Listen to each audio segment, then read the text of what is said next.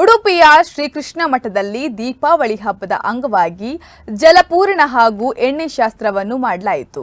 ಜಲಪೂರ್ಣ ಶಾಸ್ತ್ರದ ಅಂಗವಾಗಿ ಮಠದ ಪುರೋಹಿತರಾದ ರಾಘವೇಂದ್ರ ಆಚಾರ್ಯ ಇವರು ಕಲಶ ಪೂಜೆಯನ್ನು ಮಾಡಿದರು.